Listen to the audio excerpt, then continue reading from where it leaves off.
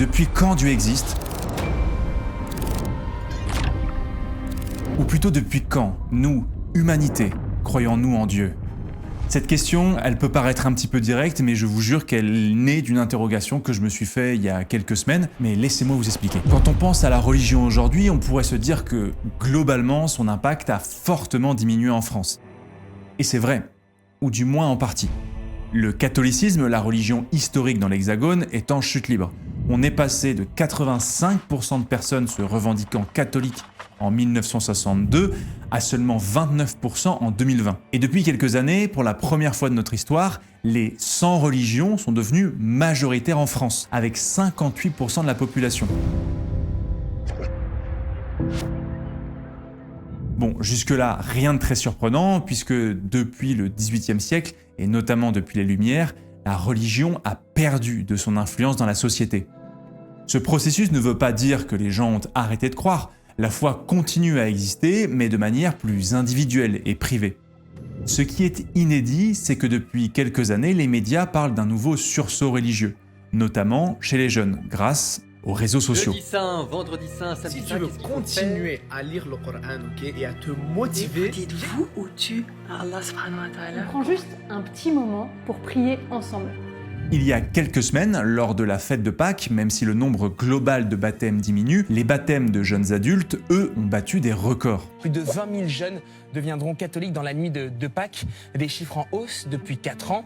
Être catho, c'est redevenu cool, Yuna Rivalin. Alors on met surtout l'accent sur la religion catholique, mais ce n'est pas la seule à connaître un regain d'intérêt en France. Il n'existe pas de statistiques officielles sur le nombre de pratiquants, mais quelques études très encadrées permettent d'avoir une idée assez générale du phénomène. Le nombre de croyants augmente, notamment dans le cas de l'islam et du protestantisme. En Angleterre, on parle même du Quiet Revival pour décrire ce phénomène de regain massif de la foi chrétienne et de la pratique religieuse chez les jeunes de la génération Z.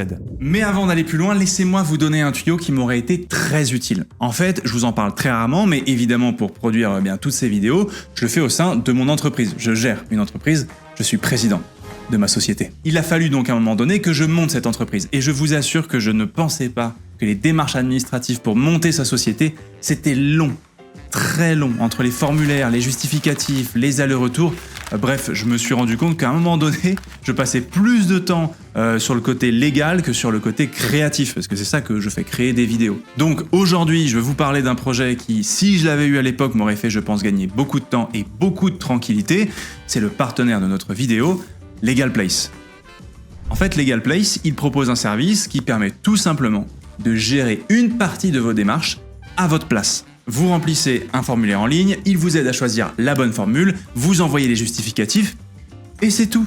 Vous êtes tranquille. Eux ensuite, derrière, ce qu'ils vont faire, c'est s'occuper des statuts, de la vérification du dossier s'il y a bien tout dedans, ainsi que l'immatriculation. Alors, ils proposent également un accompagnement comptable, ainsi qu'un système de facturation agréé par l'État, qui sera d'ailleurs obligatoire à partir de septembre de cette année. Donc voilà, ça vous permet de gagner un petit peu de temps. Pour ceux qui travaillent de chez eux, ils proposent aussi un système de domiciliation pour votre entreprise, pour garder votre adresse personnelle anonyme. Cet accompagnement pour la création de votre entreprise, mais aussi tout au long de votre activité, je la trouve hyper importante parce qu'elle permet de gagner en tranquillité. Et qui dit plus de tranquillité au niveau de l'administratif, dit plus de focus sur vos projets et là où vous avez envie de vraiment vous éclater. Si cette tranquillité sur les démarches vous intéresse, eh bien n'hésitez pas, vous pouvez flasher le QR code ou cliquer sur le lien en description et vous avez également 15% de réduction à la création de votre entreprise avec le code Rivenzi15. Voilà, c'est pour moi de la tranquillité, une bonne réduction, c'est la maison qui offre. Donc voilà, un grand merci à Legal Place de soutenir notre travail et bien de m'offrir un petit peu de tranquillité.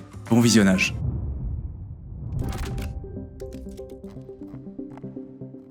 Mais une chose est sûre, depuis quelques années, on observe chez ces jeunes une véritable quête de spiritualité. Alors en dépit d'un contexte où l'athéisme global augmente, j'ai eu envie de comprendre quels mécanismes sont à l'œuvre. Sommes-nous la première société majoritairement athée? Et d'ailleurs, pourquoi croit-on?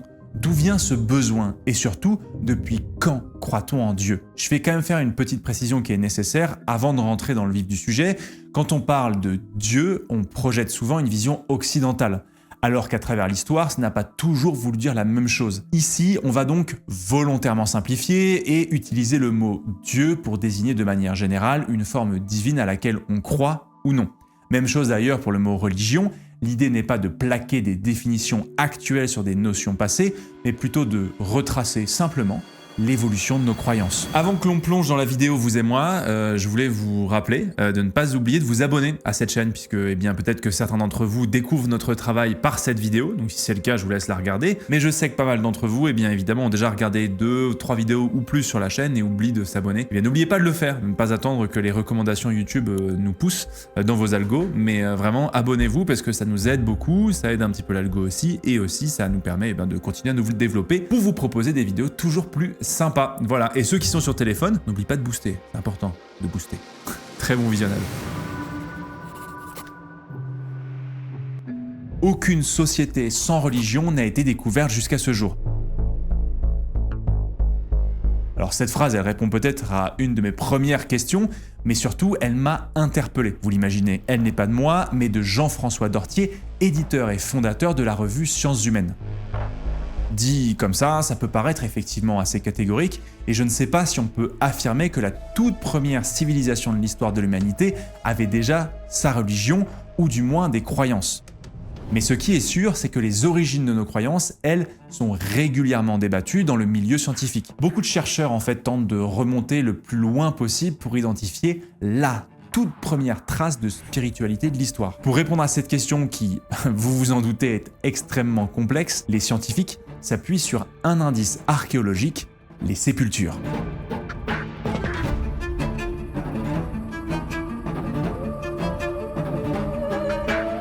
En fait, l'enterrement intentionnel est souvent considéré comme la première preuve matérielle d'une pensée symbolique, autrement dit, d'une forme de croyance.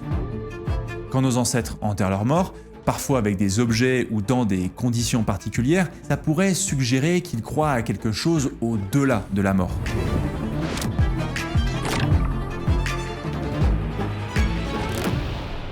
Et sur ce sujet, une théorie récente a mis le feu aux poudres. Elle est mise en évidence par un certain Lee Berger, un paléoanthropologue américain. Avec son look qui n'a vraiment rien à envier à Indiana Jones, ce chercheur établi en Afrique du Sud organise depuis une dizaine d'années des fouilles dans un site très particulier qu'on appelle tout simplement le berceau de l'humanité. Ça plante le décor. En fait, on l'appelle comme ça parce que c'est sur ce site qu'on a trouvé les plus vieux squelettes d'Australopithèques, autrement dit, nos ancêtres. Le site en question se trouve au nord de Johannesburg et est classé au patrimoine mondial de l'UNESCO, et on y trouve des grottes qui abritent de véritables trésors archéologiques. En 2013, dans l'une d'entre elles, Lee Berger fait une découverte majeure, les traces d'une espèce encore inconnue, l'Homo naledi.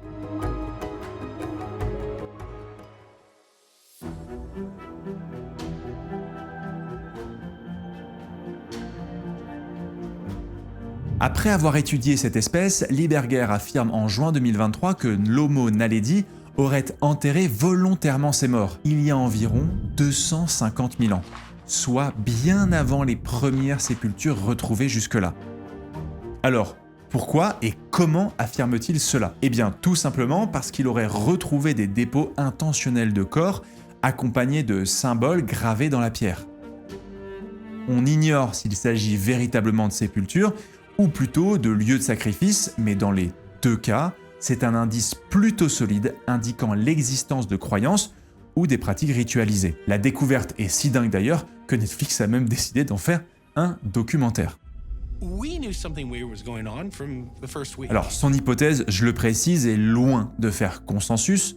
D'autres chercheurs le tempèrent en expliquant que les ossements découverts pourraient être là naturellement par des mouvements de boue par exemple, ou critiquent carrément les méthodes d'analyse de Lee Berger. Pour résumer, le fait que l'Homo naledi ait eu une spiritualité il y a 250 000 ans avant notre ère est très possible, mais non prouvé. Les premières preuves vraiment solides de sépulture, elles arrivent bien plus tard, il y a environ 100 000 ans, au Proche-Orient avec l'Homo sapiens. C'est à ce moment-là qu'on observe les premiers rites funéraires attestés. Alors, on a retrouvé des corps, bon, quand je dis des corps, c'est surtout des ossements à ce stade, qui ont été enterrés parfois volontairement. Parfois, ils sont placés dans une position précise, recouverts d'une matière spécifique, comme des pigments ou accompagnés d'objets. Là où il y a consensus en revanche, c'est que les humains croient depuis très longtemps. Mais comme la majorité de l'existence de l'humanité s'est déroulée dans la préhistoire, donc avant l'invention de l'écriture, peut-être qu'il y avait des croyances encore plus anciennes que celles qu'on a découvertes. Mais pour le moment, on ne peut pas le démontrer. À partir de ces premiers témoignages, les études archéologiques, historiques et anthropologiques montrent que les croyances ne disparaissent pas, bien au contraire, puisqu'elles vont profondément façonner nos sociétés pendant des millénaires. Face à un monde dangereux et imprévisible, nos ancêtres ont développé différentes formes de croyances pour donner du sens à ce qui les entoure. Parmi elles, on trouve par exemple l'animisme, l'une des formes de croyance les plus anciennes qui consiste à attribuer des intentions ou des formes d'âme à la nature. Et par nature, j'entends les phénomènes naturels comme la roche ou encore les animaux. Cette croyance, elle a été théorisée au XIXe siècle par l'anthropologue Edward Burnett Taylor. Alors il est difficile d'en fixer précisément les origines, on la relie à des traces archéologiques qui dateraient à minima de 100 000 ans avant notre ère. Ce qui est intéressant, c'est que Taylor a mis en évidence que l'animisme repose sur une relation presque d'égal à égal entre humains et non-humains. On pense que l'émergence de l'animisme répondait surtout à un besoin fondamental: survivre. En fait, notre cerveau est câblé pour détecter des intentions partout dans la nature. C'était vital pour repérer un prédateur caché, par exemple. L'animisme est une forme de croyance ancienne, mais elle existe toujours aujourd'hui dans plusieurs coins de la planète. Ça n'a jamais été un dogme rigide, mais plutôt une façon de voir le monde, et c'est toujours le cas aujourd'hui d'ailleurs, avec des formes plus contemporaines comme le chamanisme ou le shintoïsme au Japon. Bon, si vous avez de vagues souvenirs de vos cours d'histoire, vous devez vous rappeler que pendant la période du Néolithique, environ 10 000 ans avant notre ère, les humains se sédentarisent, grâce, entre autres, à l'émergence de l'agriculture. Et avec l'installation pérenne sur un territoire, de nouvelles questions apparaissent dans des groupes humains. La mise en place d'une organisation sociale, le partage des ressources, la propriété, autant de sujets qui peuvent générer des petites tensions ou carrément des gros conflits. Et plus les communautés humaines grandissent, plus il devient nécessaire d'imposer des règles pour organiser la vie collective. C'est un des rôles que va remplir la religion. Petit à petit, elle fixe des normes de comportement et surtout, elle les rend incontestables en les transformant en commandements divins. Oui, parce que si vous dites à votre voisin que ce qu'il fait c'est mal et que ça peut nuire à autrui, je suis pas forcément sûr que ce soit bien efficace. Alors que si vous faites planer une très grosse menace sur les personnes qui désobéissent comme un châtiment ou un rejet des dieux, là on parle. Mais la question que vous vous posez c'est qui ces dieux et ils viennent d'où? Il y a des scientifiques qui ont travaillé sur leurs origines et pour l'instant celles-ci restent floues. Certains évoquent une figure primitive, celle d'une mère primordiale, mais cette idée, elle non plus ne fait pas consensus chez les experts. C'est le cas de Jean-Loïc Lequellec et de Daniel Dubuisson qui estiment que cette figure repose sur des interprétations anachroniques, en projetant des idées modernes sur des sociétés préhistoriques sans preuve solide. D'autres, comme l'historienne allemande Ina Wundt, reconnaissent que cette figure a pu exister, mais qu'elle a progressivement perdu de son importance. Ce que l'on sait en revanche, parce qu'on sait des trucs quand même, c'est qu'autour de 5000 avant notre ère, les populations érigent des stèles anthropomorphes, des statues menhirs, représentant probablement des ancêtres. Ils devaient jouer un rôle de protection en servant à légitimer la possession des terres, un peu comme un titre de propriété. Puis, vers 3000 ans avant notre ère, apparaissent les premières grandes religions organisées, qu'on va qualifier de polythéistes, parce qu'elles ont plusieurs dieux identifiés. Chaque dieu est associé à un domaine précis, comme la récolte, le soleil, la guerre ou la pluie. Bref, ce polythéisme va bien sûr prendre de l'ampleur, notamment dans l'Antiquité égyptienne, grecque et romaine. Alors, il n'est pas évident de retracer de manière linéaire la transition entre religions polythéistes et monothéistes. Certains historiens diraient même que c'est mission impossible.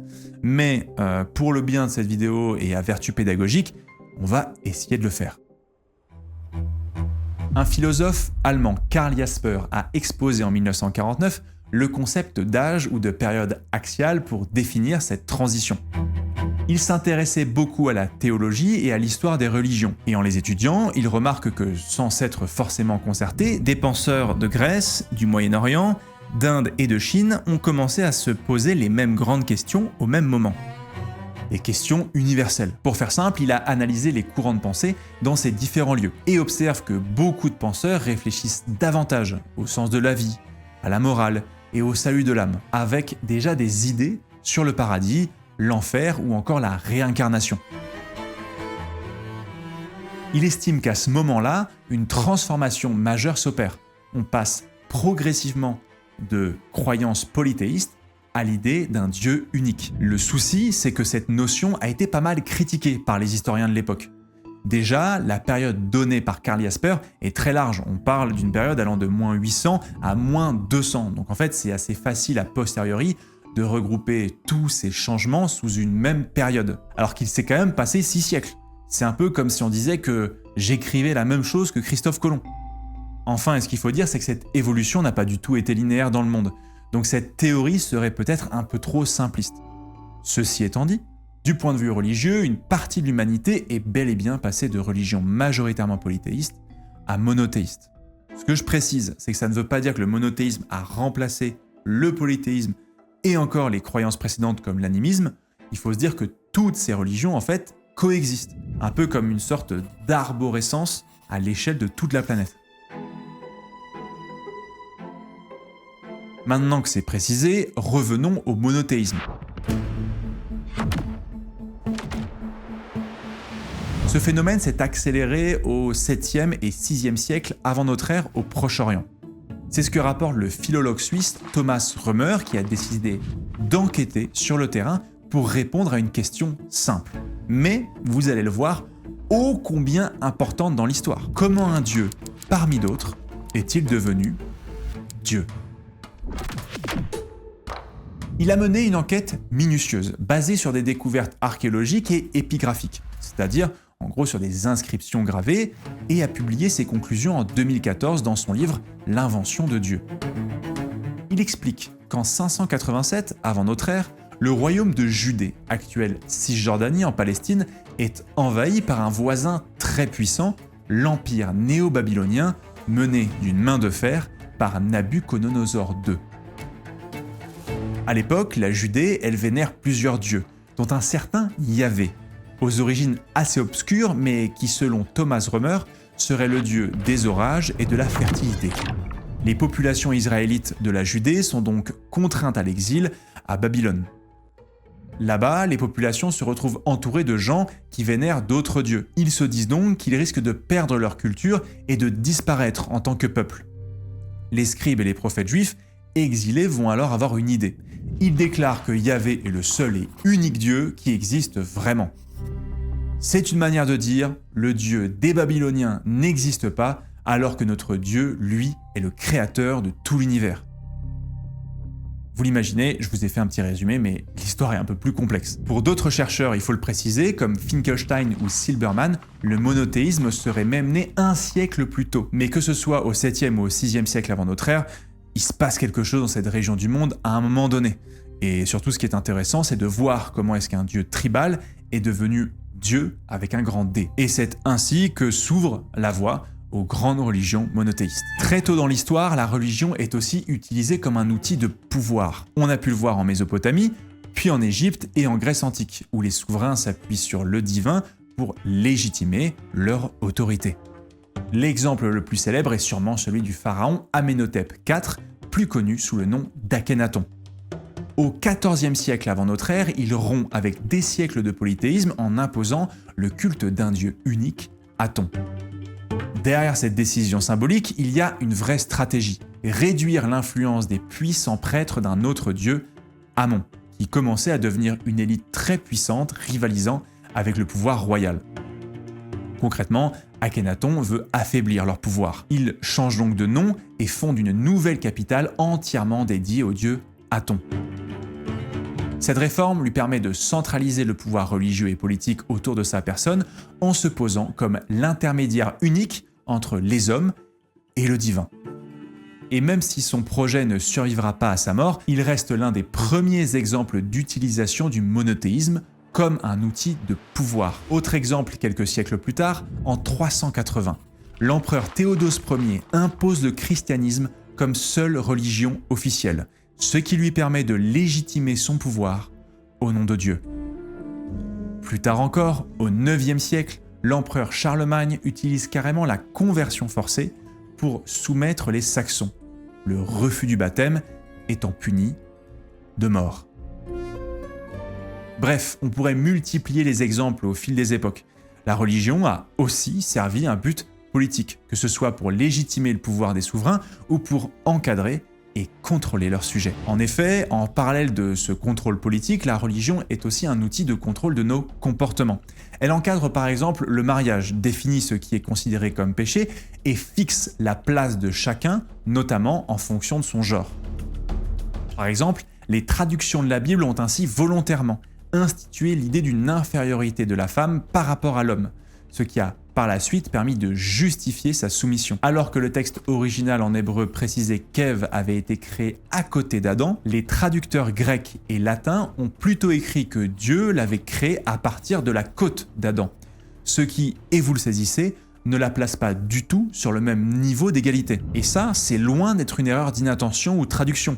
La pionnière de la théologie féministe Katharine Bushnell a démontré dès 1921 la dimension systématique de ces choix de traduction sexistes qui ont permis d'instrumentaliser la Bible pour dominer les femmes. Dans les trois grands monothéismes, le corps des femmes est souvent encadré par des normes religieuses. Les règles, par exemple, sont considérées comme impures dans le Coran et dans le judaïsme. Côté moral, l'idée d'un Dieu omniscient, capable de voir et de juger jusqu'aux pensées les plus intimes, émerge petit à petit. Le contrôle ne porte plus seulement sur les actes, mais aussi sur les intentions. Aujourd'hui, en Europe, cette emprise s'est largement atténuée, même s'il a fallu attendre 1975 pour que l'adultère ne relève plus du code pénal. Mais ce n'est pas le cas dans d'autres pays ou cultures, où les interdits religieux peuvent aller de l'interdiction de consommer de l'alcool au contrôle absolu sur les droits reproductifs, ou même une criminalisation de l'homosexualité. Si on prend un peu de recul et si on prend en compte que la religion ne sert pas seulement à croire, elle joue aussi un rôle beaucoup plus profond. Elle structure la mémoire des groupes humains, leur identité et parfois même leur manière de faire société. Le sociologue Maurice Alvar, au début du XXe siècle, ou plus récemment l'historien Jean-Marie Husserl, ont montré que derrière les croyances, ce sont surtout des récits, des symboles et des rituels communs qui permettent de créer un « nous » collectif. L'Oumma, par exemple, permet de désigner la communauté des croyants dans l'islam, à la fois religieux et politique. Le terme est utilisé dans le Coran et remonterait aux origines de l'islam au 7e siècle. L'Oumma rassemble les fidèles autour d'une même foi et d'un héritage commun, comme la langue et l'histoire. Aujourd'hui encore, elle renvoie à l'idée d'une communauté globale qui dépasse les frontières.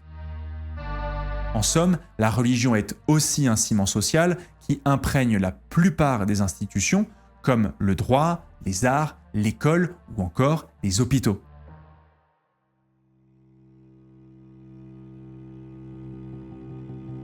Pendant des millénaires, la religion a structuré nos sociétés. Elle organisait la vie quotidienne, donnait du sens et créait du lien entre les individus.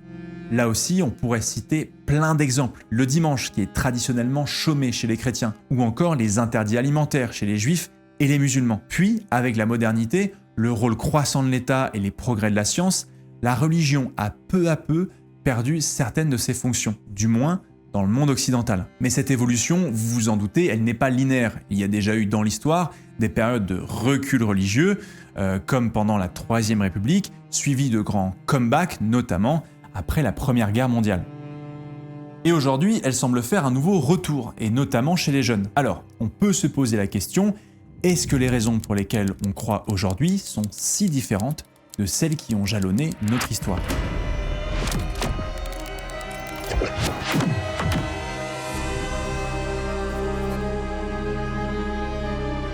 En préparant cette vidéo, je suis tombé sur cette étude qui a été préparée par la Conférence des évêques de France et qui a été présentée en mars dernier. Alors certes, l'étude interroge uniquement de jeunes catholiques, mais les conclusions apportent un éclairage intéressant sur cette nouvelle quête de spiritualité. En fait, pour beaucoup de personnes interrogées, la religion est un soutien ou un cadre. Alors vis-à-vis d'une épreuve personnelle comme un deuil ou des difficultés familiales. Pour d'autres, c'est plutôt une quête personnelle. Et enfin, pour certains, la religion est aussi un moyen d'affirmer son identité, comme c'était déjà le cas par le passé. Avec les conflits qui se déroulent dans le monde et la géopolitique actuelle, la foi devient un refuge pour certaines personnes, ou un moyen de revendiquer qui on est. Parce qu'au fond, croire, c'est aussi appartenir. Et ce sentiment d'appartenance, il peut être cultivé et partagé à travers les réseaux sociaux. Alors, il y a des influenceurs de toutes les confessions. Par exemple, plusieurs articles évoquent pour la France plus de 200 créateurs de contenu chrétiens qui cumulent des dizaines de milliers d'abonnés. Comme tout un tas d'autres créateurs, ils se mettent en scène pour attirer les abonnés. Certains parlent de leur vie quotidienne, d'autres donnent des conseils maquillage ou des recettes de cuisine, en plus de vulgariser la religion ou certains de partager leur foi. On voit que l'objectif premier est souvent de dépoussiérer la religion qui est souvent perçue comme austère, en proposant un message plus accessible et actuel. Et ce qui est encore plus intéressant, c'est qu'en faisant ça, ils inversent la logique traditionnelle. En fait, ce n'est plus l'Église qui attend que les fidèles viennent à elle, ce sont les influenceurs qui amènent l'Église directement dans les téléphones. On ne peut pas parler là de prosélytisme dans le sens où ils ne cherchent pas forcément à convertir d'autres personnes. Mais il y a un réel effet de susciter à minima, chez nous, chez vous, de la curiosité. En parallèle, des pratiques religieuses deviennent plus visibles. Le carême, le kippour, le ramadan ou d'autres rituels sont largement partagés en ligne. Les religions vivent une mutation profonde en s'adaptant aux usages actuels. En parallèle de tout ça, on voit également émerger toute une nébuleuse de nouvelles spiritualités. Astrologie, néopaganisme, chamanisme, croyances New Age, en passant par certaines formes de développement personnel ou de retraite spirituelle. En lien avec la montée de l'individualisme, chacun en fait compose sa propre religion à la carte, en piochant dans différentes traditions en fonction de sa sensibilité personnelle. C'est ce que Daniel Hervieux-Léger a qualifié de dissémination du croire. La croyance ne disparaît pas, elle mute. Pour le sociologue Jean-Paul Willem, on ne passe pas d'un monde religieux à un monde sans religion, mais d'un religieux hérité à un religieux choisi. Sur le papier, chacun est libre de croire ce qu'il veut. Le problème, c'est que les réseaux sociaux peuvent aussi alimenter des biais de confirmation et générer autant d'adhésion au sein d'une communauté que de méfiance envers des membres d'autres communautés. C'est ce que le professeur en psychologie cognitive Thierry Ripoll a théorisé avec son concept d'altruisme paroissial. Son concept, il a une double entrée. D'un côté, on a un mécanisme qui favorise une solidarité intense entre les membres d'une même communauté de foi. De l'autre, on a une réelle méfiance, voire une hostilité envers les membres d'autres groupes de croyances. Ripoll a même déclaré dans une interview que toute croyance était globalement dangereuse. L'historien Charles Mercier, lui, invite à rester vigilant face aux dérives de certains courants. Parmi eux, le mouvement pentecôtiste serait particulièrement scruté, soupçonné d'inciter à des dons en ligne contre de fausses promesses de guérison ou de réussite professionnelle. Alors au fond, est-ce que ce regain religieux peut renforcer les liens ou accentuer les divisions? Et surtout, comment faire coexister des croyances différentes dans des sociétés qui semblent plus polarisées que jamais. Alors cette vidéo, je l'ai fait relire par le cher Damien de la chaîne Religaré sur Instagram et TikTok, donc qui est doctorant en histoire de religion. Et il m'expliquait qu'actuellement, la recherche interroge la notion même de religion. Dans nos cultures sécularisées, notamment en France, depuis la loi de séparation de l'Église et de l'État, on a une vision de la religion comme quelque chose de séparé de la société. Mais il ne faut pas oublier que dans la majorité des cas, il est souvent impossible de séparer la religion d'un peuple ou d'un système politique. C'est ce qu'on appelle les ethno-religions. Par exemple, la religion civique romaine était constitutive du fait d'être romain dans l'Antiquité. Une religion reste aussi très liée à son contexte social et politique. Et si ce sujet vous intéresse, Je vous propose de vous rendre en description, on a mis des livres et des références sur le sujet. Merci beaucoup d'avoir regardé la vidéo, j'espère qu'elle vous a plu, j'espère que vous avez passé un bon moment et que vous avez surtout appris des choses. Un grand merci à Marilou pour la rédaction du script, un grand merci à Delphine de l'avoir accompagné pour ça, c'était absolument génial et je trouve que le sujet est éminemment intéressant. J'avoue que je me posais plein de questions là-dessus et j'étais très content de pouvoir apporter des réponses. Et aussi un grand merci à Legal Place de soutenir notre travail. Si jamais vous voulez découvrir Legal Place et ses services, n'hésitez pas à flasher le QR code ou à cliquer sur le lien en description. Et avec le code Rivenzi15, vous avez 15% de réduction. Merci à vous, je vous dis à très vite pour une prochaine vidéo.